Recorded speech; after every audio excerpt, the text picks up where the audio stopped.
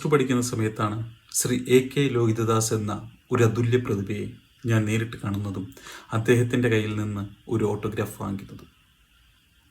AK Lohithadas എന്ന ആ ഒരു അതുല്യ പ്രതിഭയുടെ കയ്യിൽ നിന്ന് ഒരു ഓട്ടോഗ്രാഫ് കൈപ്പറ്റിയപ്പോൾ ഉണ്ടായ ഒരു സന്തോഷം അതൊന്ന് വേറെ തന്നെയായിരുന്നു.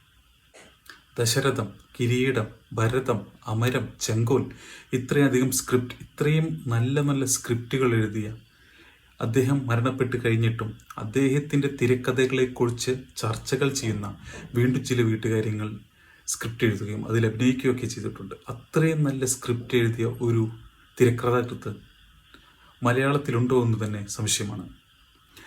AK ലോഹിതദാസ്, സിബി മലയിൽ, ലാലേട്ടൻ കൂട്ടുകെട്ട് അതൊരു വല്ലാത്ത ഒരു കൂട്ടുകെട്ടായിരുന്നു. എന്തായിരുന്നു അദ്ദേഹത്തിൻ്റെ സ്ക്രിപ്റ്റ്.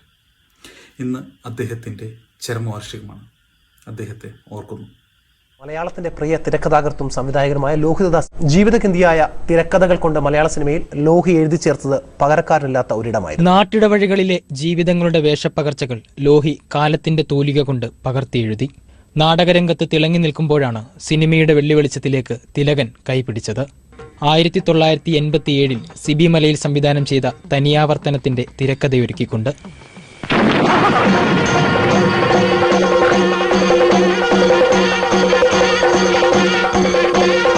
തിരക്കഥാകൃത്ത്, സംവിധായകൻ, ഗാനരചയിതാവ്, നിർമ്മാതാവ്, അങ്ങനെ സിനിമയിലെല്ലാമെല്ലാമായി നിറയുമ്പോഴും അതൊന്നും തന്നെ തനിയാവർത്തനമായിരുന്നില്ല. തിരയെഴുത്തിന്റെ കുപ്പായത്തിനൊപ്പം 1997 ഭൂതക്കണ്ണാടിയിലൂടെ സംവിധായകന്റെ കുപ്പായത്തിലേക്ക്.